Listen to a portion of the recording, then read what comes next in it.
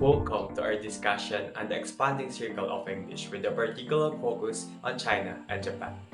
In recent years, the global significance of English as a foreign language has grown exponentially, embracing diverse regions and cultures. Before our discussion about how the English language works in these countries and what factors affect their English proficiency, let's all watch these interviews that are held by a YouTube channel named Asian Bus. 就是在你的观念中，在中国的教育体系中，那个英文教育体系是最大的问题是什么？他们就等于没有实用性，没有实战性。然后就是这种考试的话啊，纸面的考试的话都是很好，单词量也很大，但是它不能用到生活中。就是为了考试而考试，这是最大的一个问题。我觉得最大的一个问题就是我们之前呢，可能更专项的是一种就是死记硬背的一个东西，它最大的一个缺陷就是环境，所以我觉得就是就像很多现在就是这些就是提供自学的这种机构一样，它可以更注重的是一个交流的环境。然后在西方的话，就是有一个对中国人有一个偏见，就是中国人英语说的不好，不会说英语。你觉得你同意这种偏见吗？中国人说英语好的也很多，而且这个问题是相互的。那外国人说中文比较差的也很多，这个问题其实没意义。我不同意，原因是原因是其实现在文化程度高了，所以说现在英语啊什么的还是比较普及的，所以说你也不能说他英语差，你只能说他不会说，就是不敢说。不对，我觉得就是有可能上年龄的那个层次的，比如说50多岁、60多岁的，有可能就是他们绝对不会说。然后现在的80后、90后英文很好。其实还有点同意。是吗？可以具体讲一下吧？为什么？就是基本上，因为现在中国不都是英语的话是应试教育的话，基本上都是那些就嘴巴上面念的比较少，大部分都是写还有读的这一方面的，所以可能到实际上接触的话，可能就会少一点。因为他对我们中国或者说我们东方的这一类人的话，他了解不够深，所以他存在这种偏见的话，也是能够理解。なぜ日本は世界的に見ても英語力が低いと思いますか？そうですね、多分一番は教育が、ちゃんと英語を勉強するのって多分中学校からとかだと思うんですけど、他の国とかはその小学校とかもうちっちゃい時からやる国が多分多いと思うので、そういうところであんまり教科書の英語しか勉強しないっていうのも多分一つの理由なのかなと思います。なった時になかなか機会がないのかなっていうふうに思っていて、特に今東京だといろんな機会あるかもしれないんですけど、地方とかになると本当に学校の中でしか英会話できないみたいなことが多いと思うので、そういった地方においてもいろんな機会を作っていくとか、ある機会について教えてあげるっていうところだけでも英語を学びたいっていう人のチャンスは増えていくかなっていうふうに思います。自分がもしただの英語の授業だけでしか勉強してなかったら、多分英語を全く喋れるようになってないと思うし、多分筆談はできても喋れるようにはならないのかなって思うので、そんなに効果は高くないのかな。成人の英語力の平均の国ごとのランキングがあるんですけども、それで日本は112カ国中78位。このことはあなたにとって驚くべきことでしょうか？思ったより上でしたね指標がどういうのかは分かんないんですけど、スピーキングも含めてとかだったら納得してて、でも日本人ってやっぱその完璧主義的なところがあるので、スピーキングにおいて別に全然頑張れば伝わるのに無理して完璧なことを言おうとして完璧に言おうとして、でも結局それが言えないから怖くて何も言えなくて、結果として点数が落ちちゃうみたいなことはいくらでもあると思ってるから、その指標にスピーキングが入ってるんだったらすごい納得で。Based on the 2022 English Proficiency Index, both China and Japan landed on the low proficiency section. And there's a lot of factors affecting their English learning. Let's talk first about the education in these countries. Preparing students for a standardized test and university entrance examinations is the primary goal of English education in these countries. As a result, the curriculum is heavily centered around reading comprehension, grammar, and vocabulary, with limited emphasis on improving oral communication skills. This method has led to a generation of students who may excel in written English but have difficulty with spoken fluency and comprehension. The educational system obviously lacks a mean for correctly learning English real world applications. Moving on to the role of English in the given countries, in China the use of English in daily life is minimal, as most of the population speak their native language, most signs, media, and official documents are in Mandarin, and people can generally go about their daily routines without encountering English. This lack of necessity to use English regularly means that Chinese learners may not experience an overwhelming motivation to become fluent in spoken English. Opportunities to practice English outside of the classroom can be scarce in China.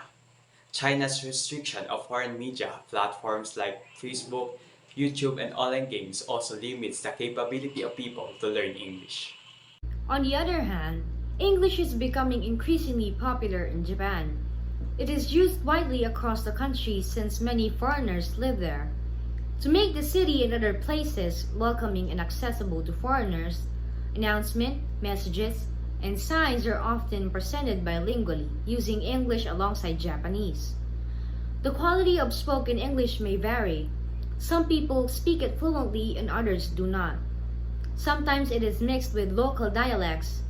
What matters most to them is for the message to be understood.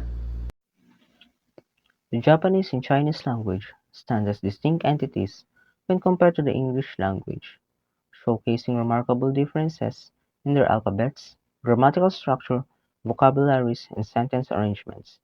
These huge differences contribute to the challenges that Japanese and Chinese individuals often encounter when learning and expressing themselves in English. Japanese individuals use three writing systems that are logographic characters based on Chinese letters. We can also say that the Chinese language is much more complex. Japanese is frequently called a moratime language, where all sounds have equal timing. In the Moraic system, each mora has equal length. For example, the sentence "kantan dane" contains 6 moras: ka, ta, da, ne. If you clap once per 2 moras, then we clap 3 times in total, and we clap at regular intervals. Kantan dane, kantan dane, kantan dane. On the other hand, Chinese language is a tonal language, where the words can be pronounced in a different tone, and per tone there will be a different meaning. When you think of the sounds that you put together to make a word, vowels and consonants come to mind. And that's good, usually, but to build words in tonal languages like Hausa or Mandarin, you need another set of musical pieces called tones to make meaning. Yes, these languages pay attention to higher and lower notes, like a singer or musician would. They don't do this by requiring their speakers to have perfect pitch and hit the same notes as everyone else every time. Not everyone who speaks your language will be a mezzo-soprano after all. So if it's not about the specific notes, how do tonal languages use so many tones? They pay attention to changes in pitch. A syllable sung higher, ha, can mean something different than that same syllable sung lower, ha. English is a stressed time language, and certain sounds are stressed and unstressed. Sounds are shortened to maintain a regular rhythm. A language is defined as stress-timed when the intervals between stressed syllables, at a given rate of speaking, are perceived as approximately equal in length. The utterance, "Later I'll see you in the garden," has 3 stressed syllables. Irrespective of the number of syllables between them, the intervals between the stressed syllables roughly take the same amount of time. The language is stress-timed.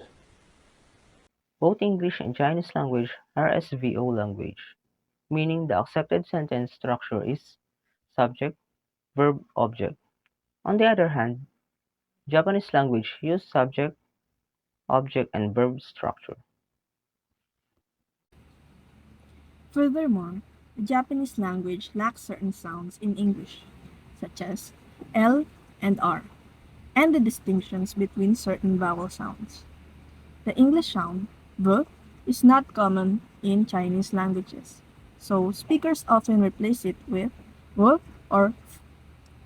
As a result, Japanese speakers may struggle with pronunciation and comprehensibility when speaking English. These pronunciation challenges can contribute to a lack of confidence in speaking and a reluctance to engage in English conversations, further hindering the development of oral communication skills. Japanese and Chinese people find the English language confusing because of the words with similar spelling but don't have the same pronunciation, like rough, through, and though.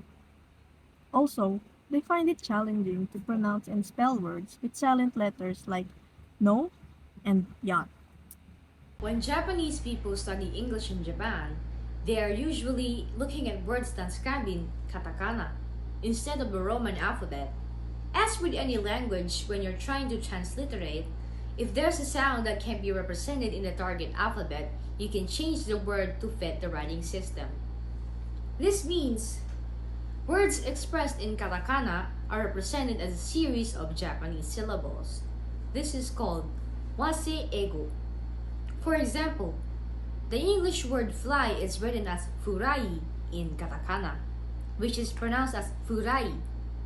The issues arises when the word fry is also written as furai in katakana, leading to confusion and mispronunciation.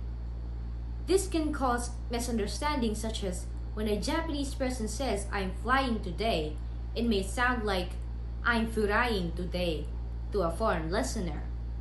Some other examples of katakana English include terebi for television, ice cream for ice cream, manager for manager, burashi for brush. Chinese people also applies this kind of learning of pronunciation, so the word like vitamin will be vitamin, and the word hacker will be heka. Both Japanese and Chinese individuals are having a hard time to pronounce stop consonants, or the words that ends with consonants, especially these letters. So they usually add vowel on the end to make new syllables. For example, start will be starto and cap will be capo. Moreover, tenses are a new concept for China, so there's no different words for present, past, and future tense. In Japan, future tense is the only concept that they didn't have. Lastly, unlike in the English language, there's no plural form in the Chinese and Japanese language. Usually, they add the number to determine if a word is plural or not. It is important to address any preconceived notions or stereotypes we may have about the English proficiency of citizens in China and Japan. While it is true that both countries have historically faced certain challenges in learning English due to linguistic and cultural differences, it would be unfair to assume that all citizens from these nations struggle with the language. In reality, language learning capabilities vary greatly among individuals, regardless of their nationality. Our exploration of English proficiency in China and Japan reveals a complex interplay of linguistic, educational, and cultural factors. Both countries face challenges originating from their unique alphabets, grammatical structures, and cultural contexts. The education system focused on exams has led to imbalances between written and spoken English skills.